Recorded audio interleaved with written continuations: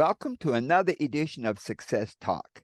This is Dr. Herbert Harris, and each week we bring you incredible people, exciting people, people who have had challenges, who've had professions, but also who have faced barriers, obstacles, and who've had great breakthroughs. Today we have my friend, I'll call her the most exciting motivational speaker on the circuit, Princess Castleberry. Welcome. Thank you so much, Dr. Harris. Thanks for having me today. Well, I was looking at your website and I was just so impressed because, your website is like your front door, you know, and everybody is so accustomed now to checking your website out. Yeah. Everybody go to my website, go to my website.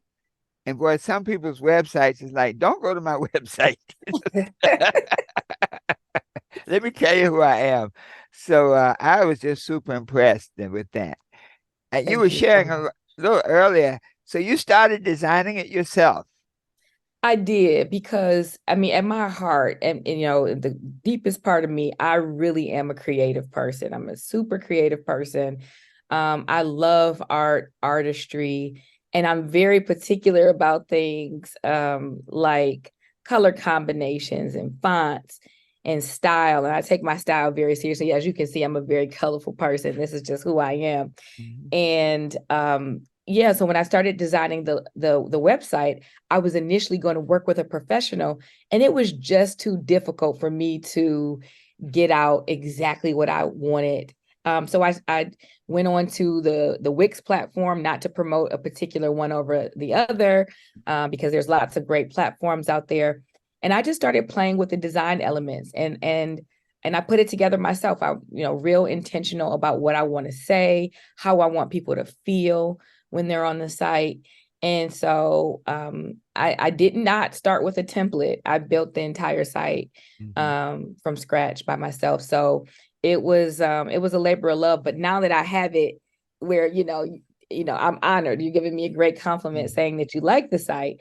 I probably will have a professional web developer come in and just help me get it stylized a little bit better. But Mm. it's a labor of love, and I like to have Yeah, control over the yeah. content.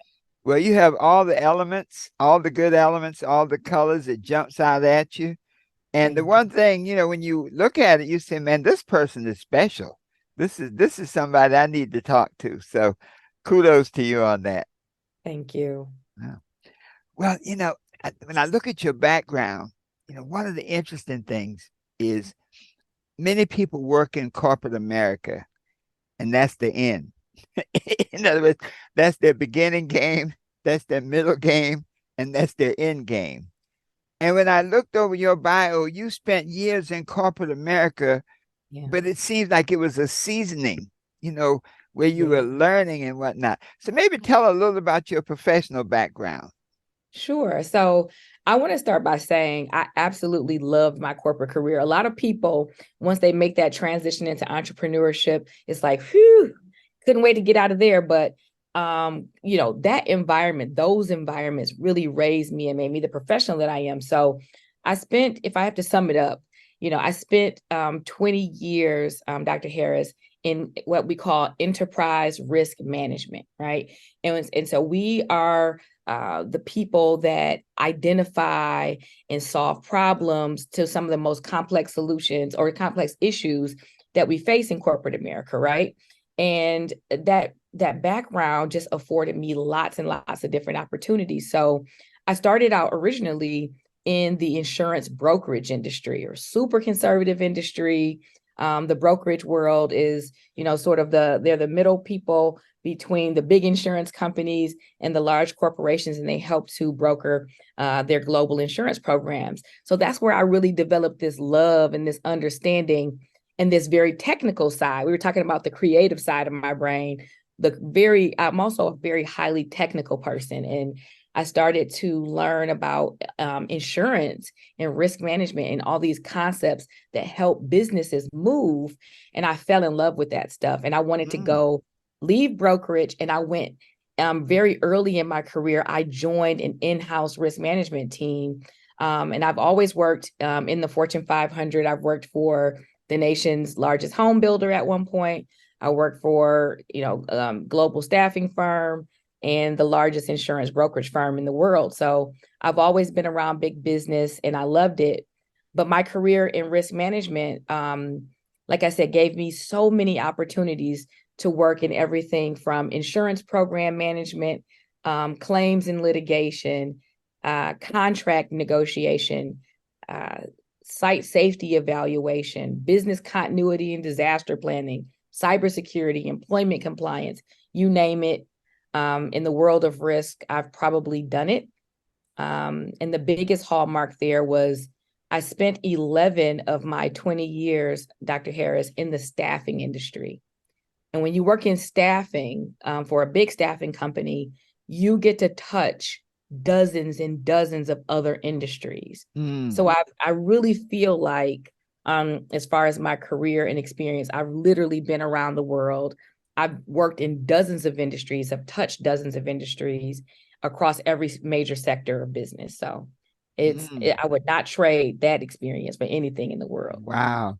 So it was a great seasoning and preparing you for the I next like that level in word. life. Yeah. The seasoning on it. The Yes, it seasoning. was a Yeah. great season. Yeah. Now, you hear the term risk management. Can you give us like a simplistic definition of that? Gotcha. Because I hear it so often. I was reading about Lloyd's of London, Yes, and how it was so integral in the developing the Atlantic trade, the slave trade, the international trade. for sure. And one of the things that kept coming up was risk management. When you go out on the ship, there's no telling what's going to happen. So, just like I say, a layman's definition of risk management. I got the perfect one. I've used this definition for years. I like to start with what is a risk first and foremost, right? So a risk is the possibility of harm or loss to something of value. So now you tell me, doctor, I don't want to turn the tables on the interview, but tell me just one thing that you just absolutely value in your life. I value my health. You value your health. And now, so how do you then, so your health is at risk. Your health Yeah. is at risk for many reasons, right? Yeah. Things that you control, things completely outside of your control. Now, focusing on the things that you can control to an extent, like let's try like driving a car. What is the first thing that you would do to protect your health in your life while driving a car? Simplest thing. Put on your seatbelt. Put your seatbelt on. Yes. That is risk management. Putting your seatbelt on is risk management in action. That is risk mitigation. The thing that you value is your life, your health. It is at risk of harm or loss because you're driving a moving vehicle and there's other people around you on the road and you're a risk to yourself. And one way to greatly protect your life is just to put that seatbelt on, to check your mirrors, to do the speed limit. Everything around us is a risk management intervention, right? It's just trying to protect us. So when you think about it from a corporate level, corporations have hundreds of employees, their reputations at stake, their profits, their strategic plans, all of their capital assets. They have a lot of things at risk, some tangible, some intangible. And these things are constantly at risk. They're at risk of competition, right? Look at what's happening today with Threads versus Twitter. Everything, Elon Musk is right now suing, Meta, Threads parent company is suing them as a risk mitigation technique because they're like, wait a second, you're encroaching on our territory. You are, poaching our employees. That's what their allegation is. Yeah. So suing somebody and getting into legal action is a form of risk management, things like that. So you can break it down to the simplest thing, to the most, blow it up to the most complex, constructs in our business world. As you were sharing that, I can really see the picture, and especially from a corporate point of view, you have so many risks, as you say, you have employees, you have the risk of some, and that's the essence of insurance. Somebody can walk in and slip on the floor and get hurt. Insurance is just one. Insurance is one solution. one of many. And that's the world, that's the real creative side of risk management is people know insurance, right? Because we're handcuffed to the Yeah. concept of insurance. That's not going anywhere. So wonderful career to have and a skill set to have. But there's a lot of times when you cannot insure a risk or you just don't want to, right? Because it's too expensive or the coverage isn't right. And so you choose to, there's lots of things that you can do with risk, right? Like I'll give you this. You have a risk of dying if you jump out of an airplane, even if you're wearing a parachute. Yes. You know how I manage that risk? I avoid it. I don't do it.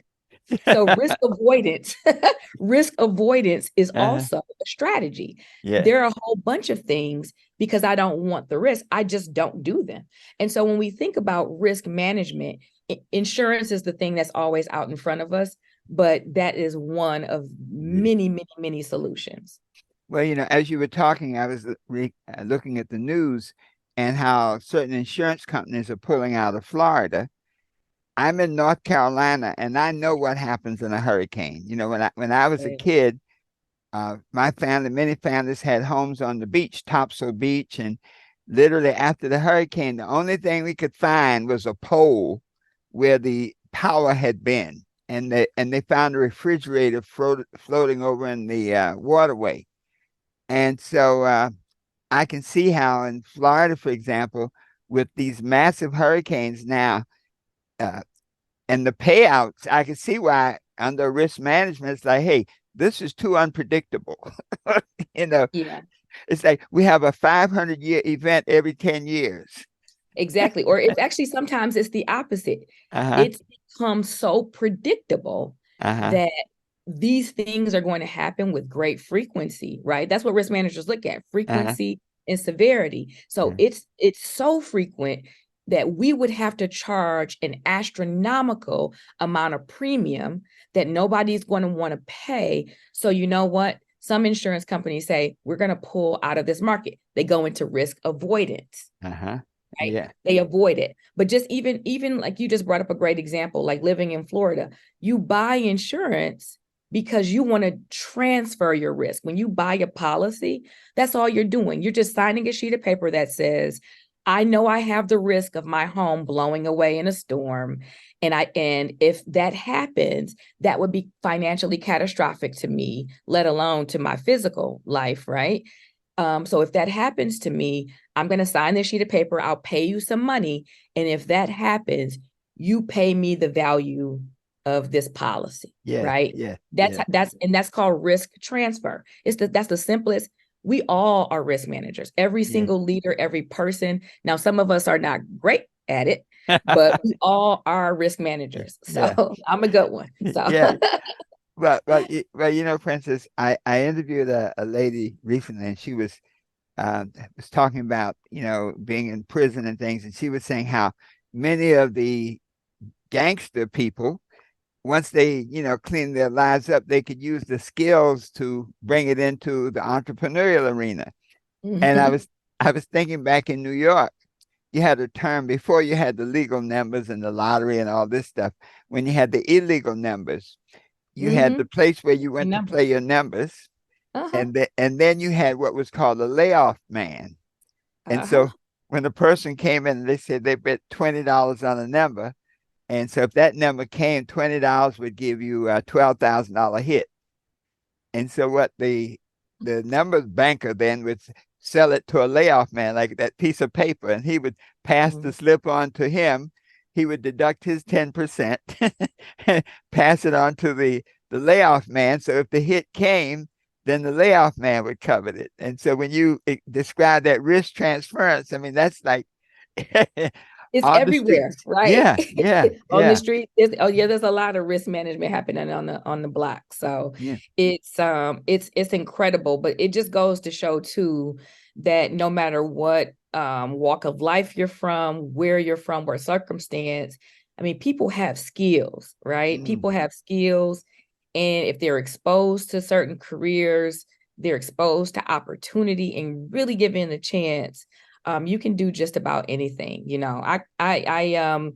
I am fortunate that I came from a loving, safe home, and I didn't have to learn some of these things firsthand.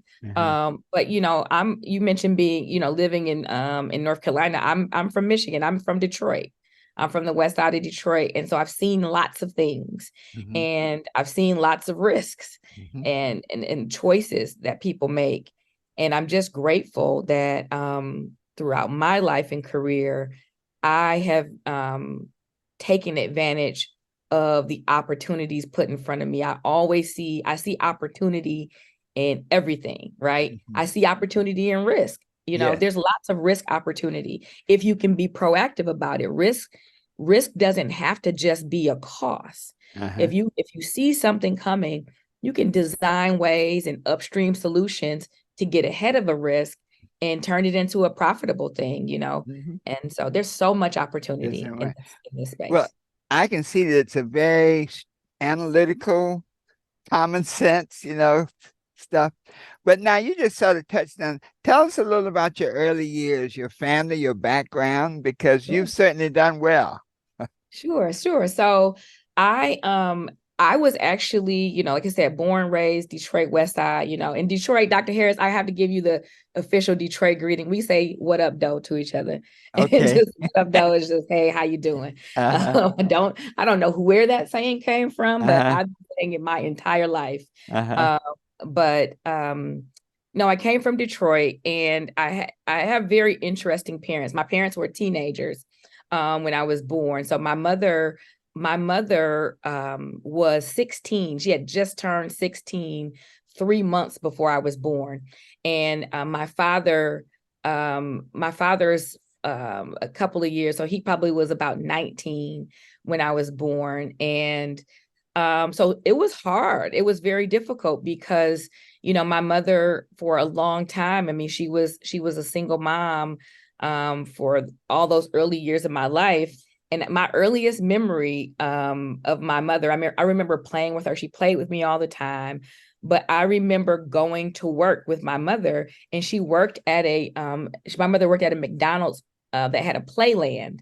I don't even Mhm. know if a lot of McDonald's don't have playland Uh-huh. anymore. Yeah. But my mother worked at a McDonald's that had a playland, and she had a manager way back then that let her bring me to work. And I would sit there. I had little recordings and books. She would record her voice reading to me, and she would tell me when to turn the page. So it was her reading to me, and I would sit, and if I got all my reading done, I could go play in the playland, and I would wait, and I got McDonald's, and I got, I Yeah. got, so it was a good life, from my perspective. I was living a great life, and I didn't know, obviously I did not know all the struggles. My father is an extraordinarily interesting person because, um, he was gone and traveling a lot when I was young, and I did not understand it. It was really painful, Mhm. but again, it was from the perspective of a child.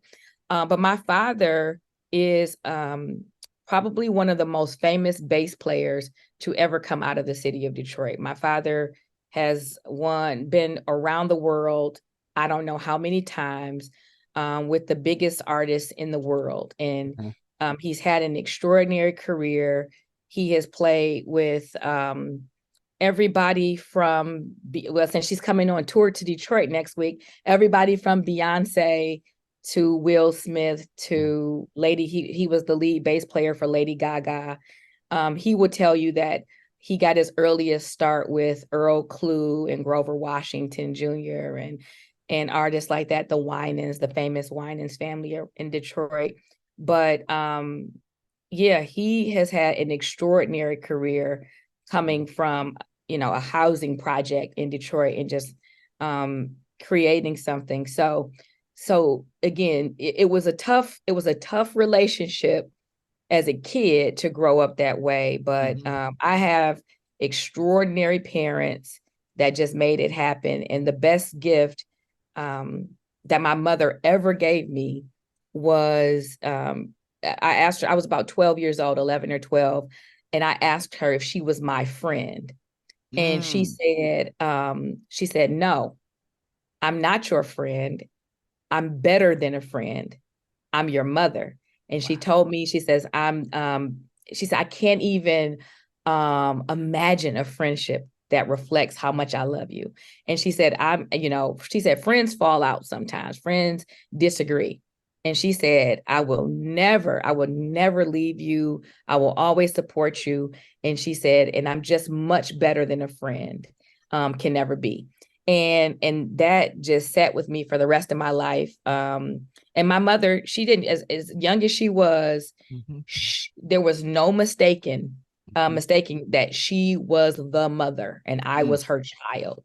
And Wow. that is the biggest gift that she gave me. She kept me safe in a child's place. I didn't have to grow up too fast. Wow. That is so beautiful. You know, I didn't know your dad was a bass player because I was in and out of Detroit in the music days. And I Oh, remember that there was a guy in Detroit, Jake Jameson. oh, James Jameson from Yeah, Motown. yeah. Let me tell you, we could talk about James Jameson because every year for the past 10 years, and it's coming up this summer on August 19th, every year for the past 10 years, my father, through his company and our family, has honored James Jameson with an event called Detroit Bass Day. So my Wow. dad's name is Kern Brantley. And at Detroit Bass Day, it's a free event now over the last couple Uh-huh. of years. We partner with Motown. And so Motown, through the museum, we have it right on the lawn of Yeah. the museum. And we have a big photo shoot where we invite all these bass players from around the city and from across the country. So we usually have about 150 bass players that get together for this big giant photo. And then we just put on a free concert. Wow. And we honor James Jameson. He's last year they did Papa Was a Rolling Stone because it was the I'm 50th anniversary of the song. yes, yes. And James Jameson wrote like 90% of the bass lines for like Motown hits. So Yeah. he is everything. And because of some poor risk management, I mean, he encountered lots of financial struggles and issues. And Yeah. so we do this to uplift him because without James Jameson, there would be no Motown sound flat out. And Absolutely. without the bass, there's no connection of the instruments. The bass Yes. is what bridges all the instruments together. So my That's dad it. taught me that at least, And you th- know. and that bass line, Papa was a Rolling Stone. There's so many stories about that. Yeah, Yeah. yeah, yeah. Well, he Yeah. and he laid it out in such a fashion that I know I followed his career and just, when they moved to California, I think that's what really took him off because in Yep. Detroit, everybody sort of took care of him. He had his issues, but it's almost like when you're always around family. I had an Yeah. Uncle Branford, and so when he was too drunk to go, somebody would take him home, you know. Right. But I Your think once people he, look out for you. Your yeah, people look out people for look you. out for you. But I think once they moved out to California, it was a whole nother ball game. Yeah. That's right. Wow. Amazing. We can talk Well, about, I can talk about a lot of stuff. well, a small world. It Well, is. so now you went on to college and you went into business. Yeah, Yes. into the Yeah. business arena. Well, as a woman in that industry, as a black woman in that industry, did you experience any impediments or things that you really had to make a breakthrough to move to the next level for yourself? Yeah, for sure. So I started my career, my corporate career as a summer intern. I was interning at an insurance brokerage firm, the world's largest insurance brokerage firm. Hmm. And I remember walking into that environment for the first time and having a memory of something that my grandmother had said, prior to her passing Hmm. 10 years earlier. Hmm. That and my grandmother, I consider this what I call a bad agreement.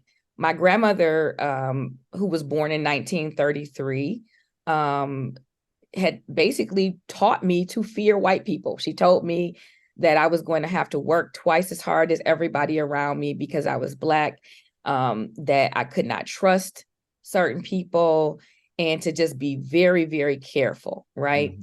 And that, her message and everything that she was saying did not really resonate with me as a 12-year-old girl living in Detroit, which is a, majority Black city. And at the time, probably 90% Black. Mhm. But then walking into corporate America for the first time in the city, but not the city, right? It was right in the heart of downtown, and walking into that building and not seeing anybody like me, I Mhm. was probably more triggered internally than by what was happening around me, what was really happening around me. But Mhm. then, of course, as time goes on and you start to have interactions with people, I encountered people who displayed all of the isms, if Mhm. if that makes sense. I Mhm. mean, you know the isms when you see them and when you hear it, when you feel it. Mhm. And so I've encountered microaggressions in the workplace. I had a leader, a woman leader who was somebody I actually really looked up to initially, look me right in the face and tell me that I did not look like a risk manager. And she said it with no Mhm. good intent, Mhm. but Mhm. it was really at that moment hearing that I didn't look like something that I very much wanted to be, that I was working to become, that really hurt me. But I didn't let it hurt me in a moment. But, and I don't even know, I can't even attribute this to anything but God, that I literally, in that moment when she told me I didn't look like a risk manager, I paused and I just swallowed it for a second, and I felt the hurt. And I looked at her and I asked her, what do you mean by that? Mhm. And what are you trying to do? Mhm. And she paused. I mean, she was really taken aback Mhm. that I had that question. Mhm. And she sort of swallowed and she said, nothing. She was startled. She said, I didn't mean anything. And then I looked at her and I said, okay, well, if you didn't mean anything, then I take it as nothing. And Mhm. I realized in that moment that we have a choice as to whether we give our power away. Now, Mm. there's some circumstances that my grandmother might have dealt with where it was snatched from her or it was Uh-huh. slapped out of her. You know what I'm Mhm. saying? Yeah. People Yeah. dealt with a different level of violence than what I grew up with, right? Because what the impetus from what my grandmother taught me was her lived experience coming from Mississippi in the 1930s, 40s, and 50s. Mhm. We were in the 90s in Detroit, and now fast forward in the early 2000s when I'm starting my career, and I recognize in that moment I'm not a slave. Yeah. This is not the Jim Crow era. I'm not in that place. And I recognized where I was and that I had a different type of power. And when I challenged her and she had nothing meaningful to say, Yeah. I realized, if I was to sink into those feelings, those negative feelings, I would be giving her my power. And so I Yeah. decided to just keep it for myself and use it. Wow. And as you were saying that, I've seen situations where when you confront it, Yeah, it's sometimes it's as though everybody's playing a script, like your grandmother that's had a it. script, Yes, and that definitely was had a, that was like basically the same script my grandmother had, yep, because coming from that era, that was the script. that's the script. Similarly, white people have scripts too, They you do. know, and And they so don't know where they come from either. nah, nah, and then when they finally get to a point, say, well, what do you mean? And they go, well, I don't know what I mean. Nobody's ever asked me that. But so often people get so comfortable repeating things Yep, that that's it. have no real meaning for them, but they just fall into that particular matrix that may no Right. longer be functional. Yeah. Yeah. Right. And I call that I have a collaborator that I work with all the time. Her name is Shantae Hook. She's a mindfulness and meditation expert. You Mm-hmm. would love her because Mm-hmm. like thinking about your Saturday morning sessions, Mm-hmm. Mm-hmm. I have to share those with Shantae because she would love that as well. But she and I developed a framework called Breaking Bad Agreements. That's really about how you break those scripts. And that framework was the framework that I used to craft my TEDx Detroit talk. So I was a speaker at TEDx Detroit last year. Mm-hmm. And that's what I talked about. You can break bad agreements. And I told my grandmother's story. I talked about that story and talked about working in corporate America and how I felt. And but I'm telling you, Dr. Harris, I took my power back a long time ago. I was in my early 20s. I was probably about 23 years old or 24 when that story happened that I just told Mm-hmm. you. But Mm-hmm. prior to that, I was so stressed out being in that environment that I literally developed a stomach ulcer. Wow. I was that stressed, and Yeah. I did not know. I didn't understand it. I Yeah. was physically getting sick, and I was, there was a hole boring into my abdomen. I had ulcers and all kinds of pain, and I just I was like riddled with anxiety, and then I just realized I was like the environment, yeah, it was, like I said, riddled with microaggressions. Yeah. But I was like, why am I having such a physical reaction? Why do I feel this way? And Mm. that's what I mean, even before I ever became a wellness professional or a wellness risk manager, long before I was just always deeply concerned with the human condition, deeply concerned with why do people behave the way they do, and how could I get myself to the very best state possible? Because I knew if I was well, if I could communicate well, I was thinking clearly, I was making better decisions, that would have the biggest bearing on my success. Wow. Wow. That I think that's a breakthrough that many folks never make in corporate America. And I think that that way of approaching it is so impactful and useful, Mm-hmm. and it will serve you well. I had friends who have gotten to the top. I know, uh, oh God, Richard was CEO of Time Warner, Richard Parsons. Okay. And I remember when we talked a few times many years ago, he was sharing kind of that he had to make a decision in Mm-hmm. himself of how he was going to respond. It's almost like, if you live in the jungle and there are all kinds of animals out there who want to eat you, then from a risk management perspective, you learn how to negotiate the That's jungle it. and not be eaten. That's it. You do. You learn what actions to take. You learn the likelihood Yeah, of it happening. They start to map out, okay, wait a second. I yeah, tend to be in more danger at night. yeah, And so guess what? I'm going to adapt my patterns. I'm going to eat and go play in the daytime. At yeah, nighttime, I'm going in the house. yeah, Risk yeah, management. The yeah, animals yeah, have it down yeah, too. yeah, So, yeah. Well, when I had a job, early job, I worked at a major bank. And it's funny how you do things. I had this thing in New York. I always wanted to drive to work. I hated the subway. And I had managed to get a little sports car. But the only way I could afford the sports car and the job was I had to get there before 7:30, because if you got to the garage before 7:30, you could park all day for like $9. Okay. But if you got there after 7:30, it's like $30. oh So wow.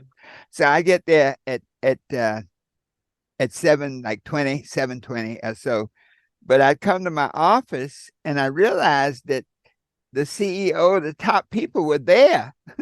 They had come in like at 7:45, and it gave me a whole nother level of exposure. I remember the head man at there, the executive vice president, because I go in the office, when I'm going to stand out in the street, and he came over like almost like, "What are you doing here?" Well, I wanted to get a start, and I didn't tell him about the car, but he made an assessment now that it eliminated one of the stereotypes that he had. He always had this stereotype that black folks who work for the company, if the bell rang at 9 o'clock, they barely made it at 9, and 9:15, and from his perspective, 9 o'clock is when you start work, not when you come in the door. And so once again, it destroyed a stereotype in his head. And Richard was telling me some of those similar things. And once you made that breakthrough, now they had a different relationship with you. Yeah, they have a different relationship, and it's, sometimes it's meeting people where they are, or sometimes it's a person realizing if they notice, wait, well, all of a particular group of people tend to get here at this particular time. What I hope today it prompts people to do is to stop and ask why, right? Mm. While the stereotype dances in your head, you know what? I noticed that you come in at this time. Can you give me some insight? Let me get to know you. And Mm-hmm. then when you find out that on average, we have, we're more likely to have a multi-generational household. Mm-hmm. We're more likely to have younger children in our households. We have one of the youngest races of people in the country. And so when you realize that a lot of Black people are caregivers, and we got young people and older people in the Mm-hmm. same household to take care of before we come to work, Mm-hmm. that also can blow away a stereotype if you Yeah. take to get to know people, right? Yeah. Yeah. But I know the point that you're emphasizing is that Mm-hmm. just by you even doing something that broke away from the norm of what he assumed was the case for everybody, Mm-hmm. you opened up a window for him to maybe be curious, have genuine conversations, start a relationship, and Mm-hmm. really get to know the person in front of them. And that's Wow. how it happens. That's how it Yeah. happens. that's Yeah. that's the kind of stuff I like to talk about. I like to talk about the things honestly, that impact people's wellness, whether it's inside or outside of work, because at the end of the day, Mm-hmm. um, that's all it is. There is this undeniable link between who we are and how well we are as individuals, and Wow. Yeah. the compounding effect of our wellness in the workplace with everybody else. And so because of that connection, and because of my risk background and having seen losses, violence, arguments, failed business plan, failed negotiation, customer issues, I've seen all these things that come about because of human behavior. And Mm. human behavior is an indicator of how well these individuals are. Because I see those connections, I tie that together in my work, in my workshops, and in the talks that I give. Wow. Well, we're going to talk about that in a moment. I just want to take a little brief second to Sure. pause for a second, take a Yeah. deep breath. All right, we're back now. As you were talking, many times people want to make that transition from having a job to being an entrepreneur. How Yeah. did, how did you make that jump? Well, what was your thought process, from having like you say, a good job and then to go out on your own as a speaker and as a trainer?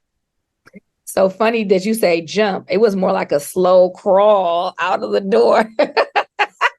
I don't know if it was a jump, because Uh-huh. I wanted to be a business owner since I was a kid. And I, like a lot of people, I didn't know how, right? And I was raised in what I call the Cosby generation. Y'all told us to go to college or else. Yeah, And yeah. I did that. I went to college, went to graduate school, studied abroad, did all the things, and got the job. But my desire to run a business, my desire to hire people, to create my own things, that was since childhood. And both my parents are creatives. And so making that transition from corporate America started, with me really being what they call an entrepreneur, right? Mhm. I always knew I was going to be a consultant. So I had actually approached, when I worked for Kelly Services, like I said, for a long time in the staffing industry. And I had approached my boss, who was the chief risk officer at the time. And I told him I wanted to change my job title. And he said, because I was called a senior risk analyst. And I said, the word analyst in our industry has a very junior connotation. And I'm Uh-huh. trying to build a career. And he said, well, what do you want to be called? Because I wasn't a manager and I wasn't a director or anything yet. And I said, well, I want to be a risk management consultant. And he said, well, that makes it seem like you work outside of the company. And I said, great. And that Yeah. and that was my response. Great. Uh-huh. Uh-huh. And I said, but I work here. So doesn't matter what anybody else thinks. we got our own thing going. And so he said, okay, I like it. He allowed me to be very bold. I mean, he accepted that and he promoted it. Uh-huh. So I became a risk management consultant. And then the next thing I told him, I said, I don't want just one job. I want to work on the most cutting edge projects in the company. Put me on the project. You need somebody that's technical and creative, that's a social butterfly and can put her head down and get the work done. Send me out to do it. And so he was like, absolutely, so he just gave me these opportunities. So a big part of my career is sponsorship, mentorship. We have to have that. We have to have that. And for me, that came from that came from men, it came from women, it came from white people, it came from Black people. I was accepting all sponsors, right? And I knew how to build relationships with people, especially people who were more senior than me, and how to get in front of them. And some of what you talked about earlier was a part of that. How you show up, when you show up, what attitude you show up in, what moods, and they see how you move, and they see a younger version of themselves, right? Yeah. And they see that potential. So I got moving and shaking at a young age, and that set me up to make a transition. But the transition was in the making for years, As you said, slow walk. Well, it was yeah. raw. Well, I want to come back to this point, but I like to hit learning points. You said something very profound, that you were an intern. And I encourage young people now, my grandchildren are all interns. It's funny, once you tell them and they start looking, because they had no idea about being interns, but I was saying, you need to be an intern. So I have a grandson that's 6'5", and everybody had hopes of him playing in the NBA until they saw him play. I'm only 14, so my shots are probably a little bit lower than his. But yeah. So we on the same level. But he liked basketball, and so he got an internship with the WNBA. And so he's down in Texas now, and I can see his whole career path is almost etched in stone now. He loves it. He has the physical presence to do it. And then my granddaughter is doing an internship somewhere else. And so that's a point to our listeners that for young people, one of the most valuable things you can do is be an intern. Don't worry about how much money you're making, anything like that. You figure out a way to be an intern, because very often once you get in there, and I don't like to use the term prove yourself, but once you get in there and people see your value, okay. They do. And then things can happen that can neutralize, I've seen interns do such a good job that the person in charge said, you know what, we're going to hire you on a part-time basis. That's because right. They knew they needed the money, Mm-hmm. Yeah. And especially if you intern and you use that as a chance to show up as your authentic self. I know that is so overused, but no, you have to show up as yourself, because being your authentic self is the only way you're going to know if they really value you. And let's say if somebody has stereotypes, somebody has ideologies that don't align with yours. If you show up as yourself, as this young, energized, bright person, you give them an opportunity to see who you really are and to accept and experience a different reality. You give them a new script. Yes. You give them a new script. You write the script. And so I believe in that. And interning does offer that opportunity. That was the best thing I ever did. Wow. Well, that sure set you on the path that moved you on. So now, once you were making your slow walk into entrepreneurship, what was your biggest challenge that made you finally make the leap, or how did you make the leap?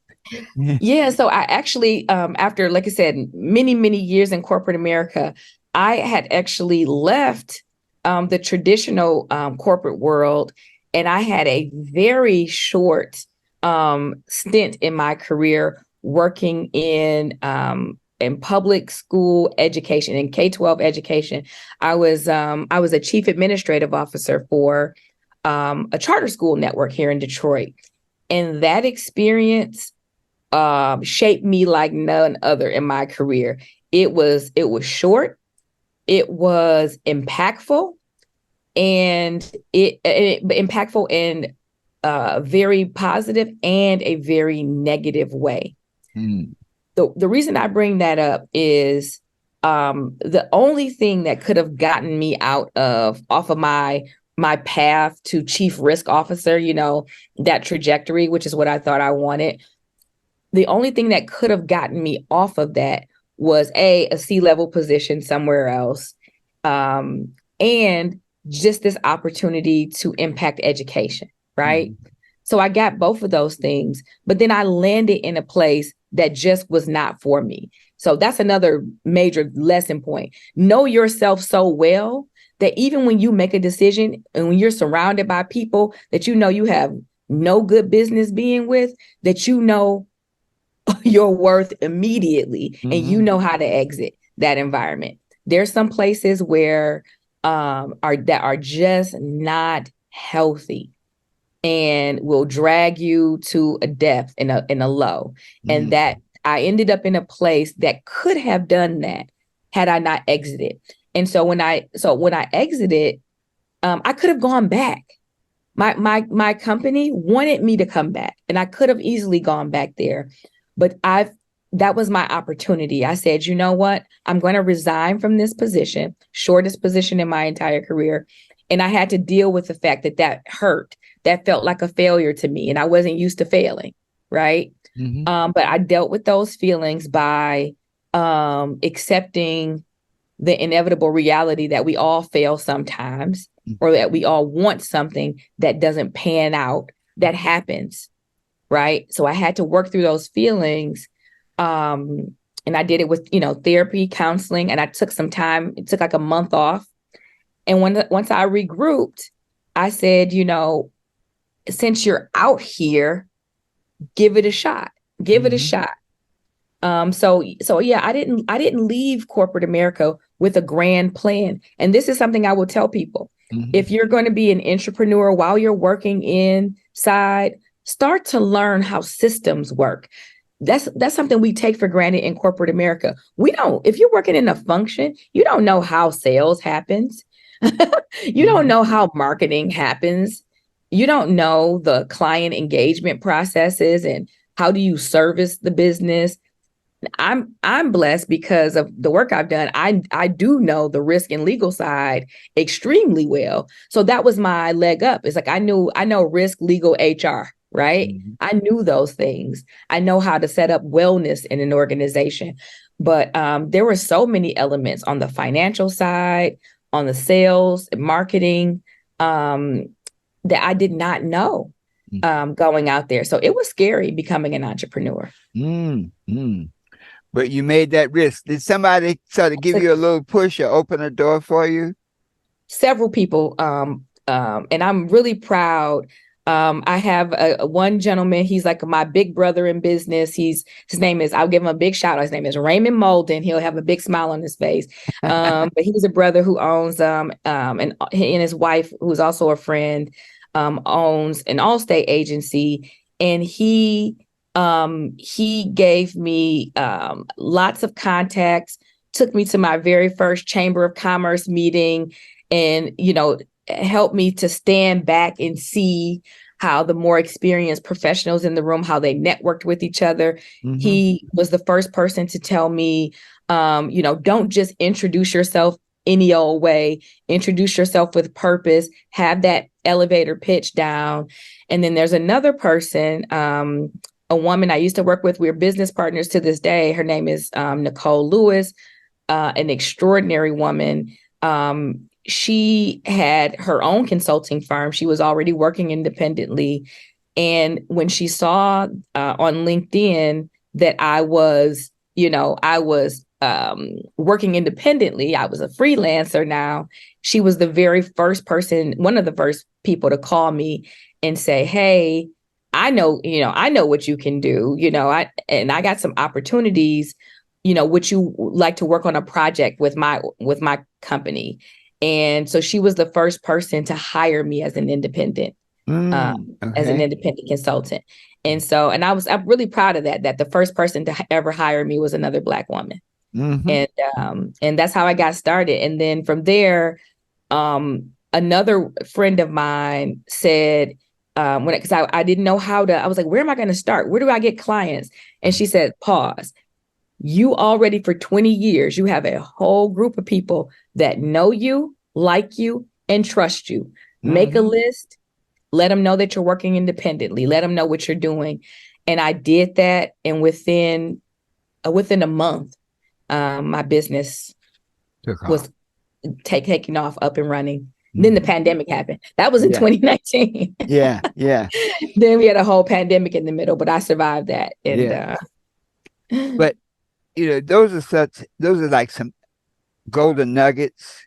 Golden. Because so often I find when people are in a corporate environment that if they have that mix, if they're aligned properly, then very often the very people who already knew their capacity and their abilities became their customers. When they do. Yeah.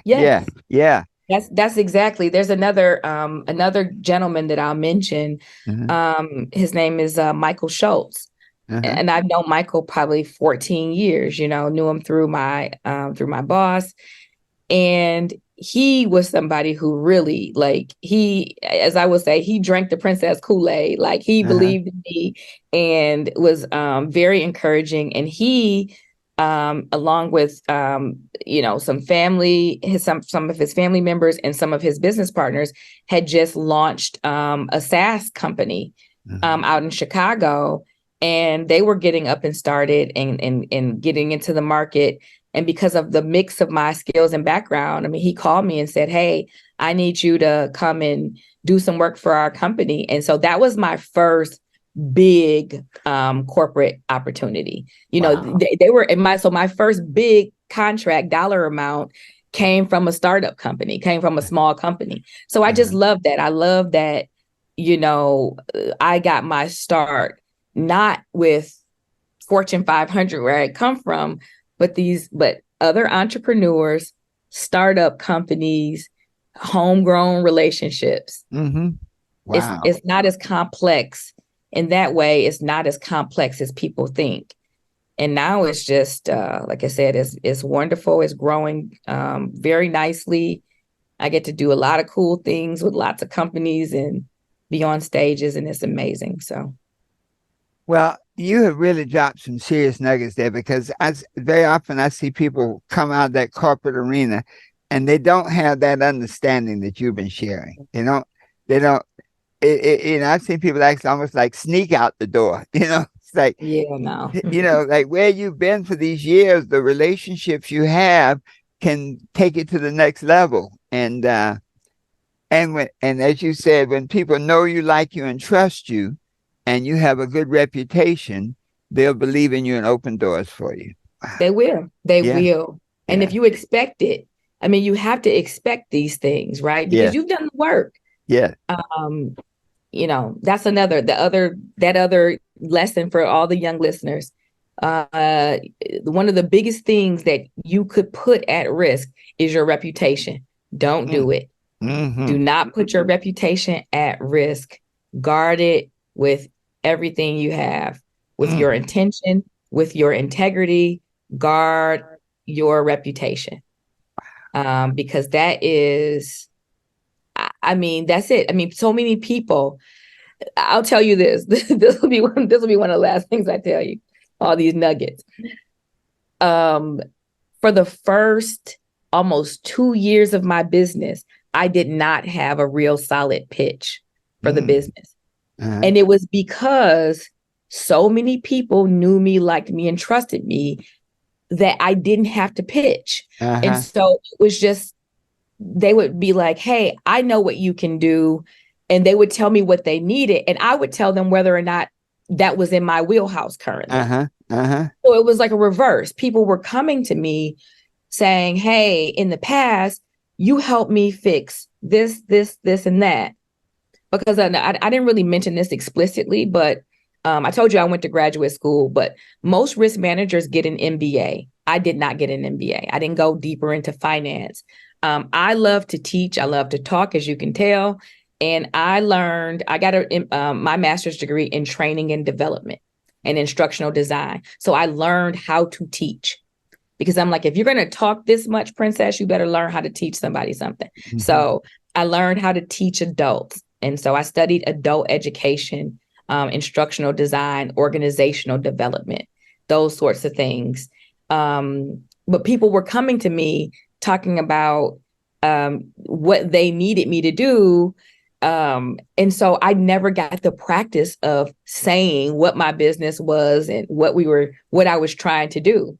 And so that was a struggle. It took me a really long time to develop that. Mm. And that's critical. That elevator pitch, that's all that can make all the difference. Yeah. That's almost like your sign. When you're traveling down the highway and you see a sign for a stop, whatever that sign says that makes you pull over, that's your elevator pitch. That's it. Yeah. That's it. Yeah. Wow. Well, just a couple of things because we just had so much fun. Yeah.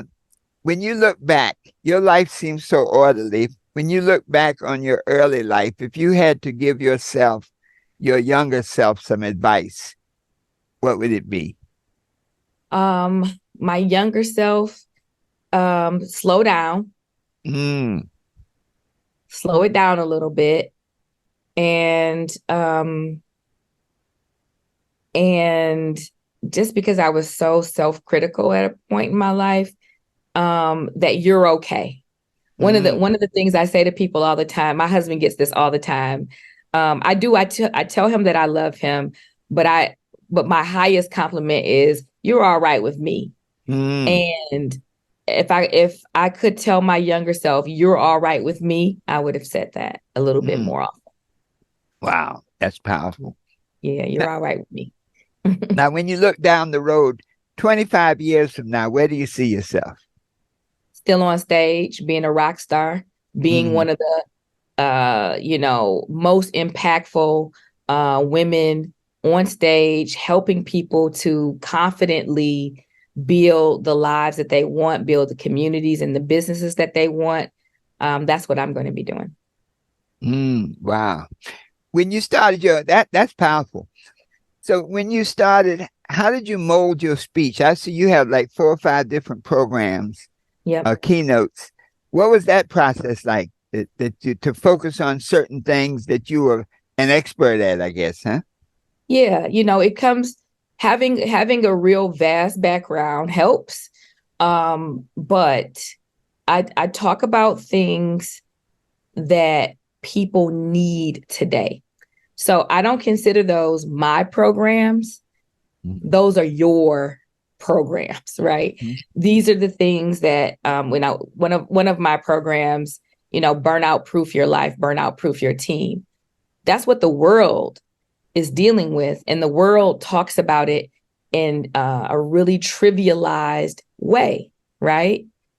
People talk about burnout because they don't understand what's actually happening in their brains and the real impact on their lives and livelihoods. And so I made that one of my signature talks. Another one of my newest signature talk, Unlock Your Wellness Impact.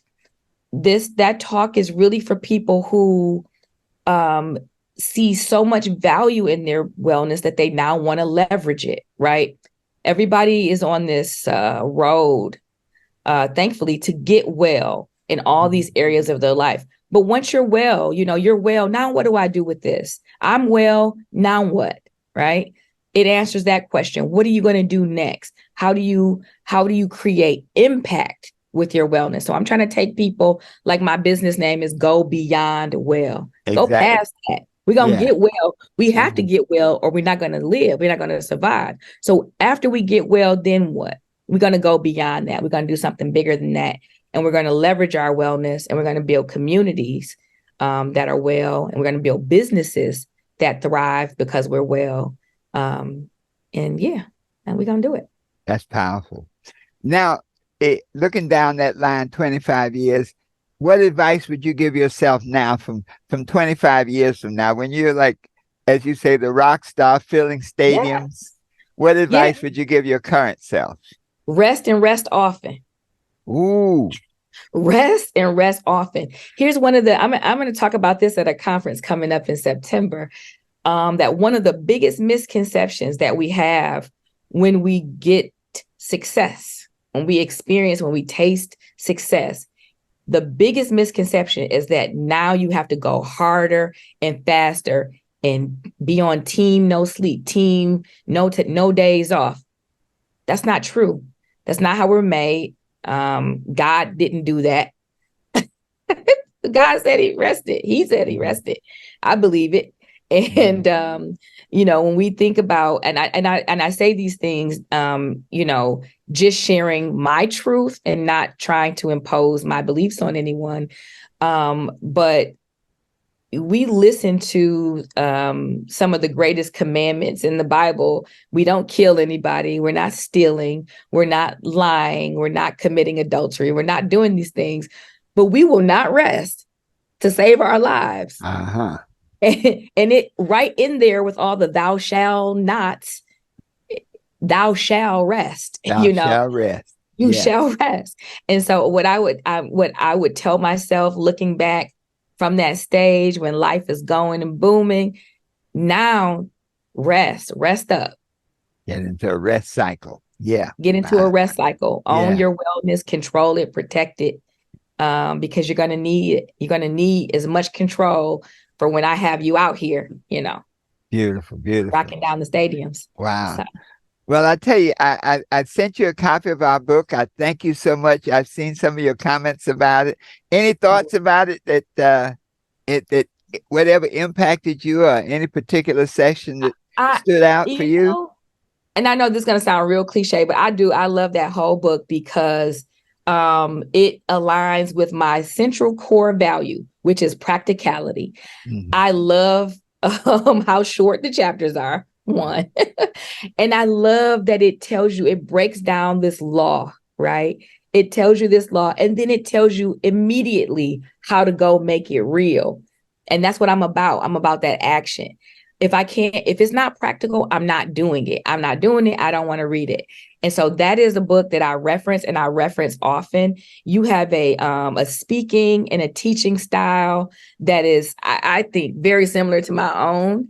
And your book, it's your book. And there's another book that I keep kind of on a par. And I'll tell you this, you don't know this, but I actually, I have a coaching program as part of my service. I coach women in a program called Momentum.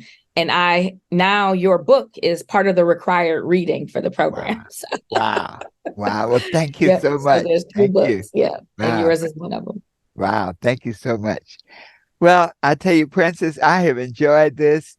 Is there any final thoughts you want to share? You dropped so many nuggets. You could just walk off the stage, but any final thoughts? Because you have shown that power of internship, that, as you said, where you started as a young person, the family into which you were born, the persistence you had to deal with getting through your education and getting into corporate America, learning the game, understanding it, playing it, flipping it. Yeah.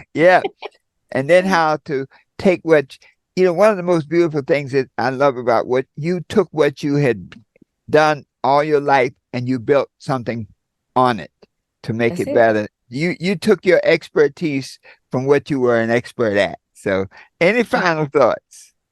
My final thought is just the thought of gratitude. Thank you.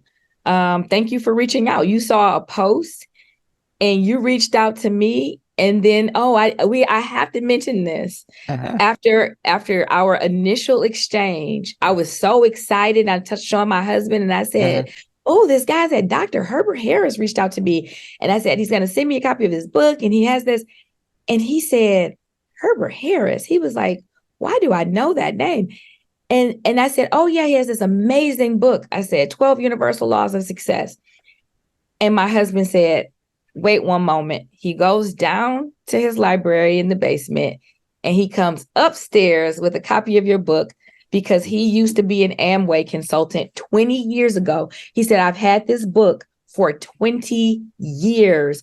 And he had 2 copies of it. And he had one that he kept nice, and another one that he has all of his notes and annotations.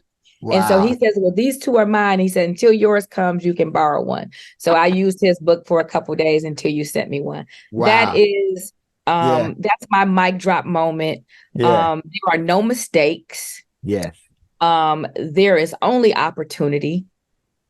If you have or experience what we call a temporary failure, there is only up from there.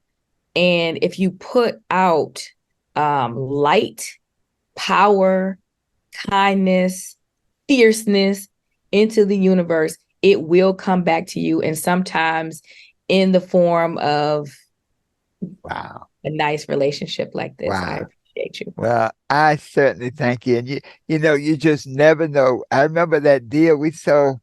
One of the Amway companies contacted us, and so the guy said, we'd like to get some books. And I'm like, well, how many are you thinking? He said 25,000. I'm like, whoa. I need that type of order. Everybody needs to get some of that Herbert Harris favor in their life. I'm trying to get it. Oh, you got it. I love what you're doing. I appreciate you. What is your website again? You said it. Yes, my website is gobeyondwell.com. Gobeyondwell.com. I am a professional speaker. I am a wellness risk consultant, and I am a coach. Gobeyondwell.com. Well, thank you so much, Princess. I have enjoyed this. I admire your work. You keep doing what you're doing, and whenever you're speaking somewhere, if I can get there, I'm gonna come and I'm gonna say, I know her. I know her. That's right. That's right. I so appreciate you. But thank you so much, my dear. Thank you. Folks, this has been, I know you're going to enjoy this, and you're going to want to listen to it time and time again, because this talk has been like a gold mine. And, when you go in a gold mine, one of the first things that lets you know you're in the gold mine is you see a little bit of gold over there in the wall. Maybe it's a vein. And something says, let me follow that vein. And you follow it a little further along. Well, today's talk, there was a vein, and it just got bigger and bigger and bigger. And I guarantee you that this message, that when you listen to it, you'll hear something that will help you be whatever you want to be, do whatever you want to do, and have anything you desire, always knowing that the best is yet to come. So it is. Yes.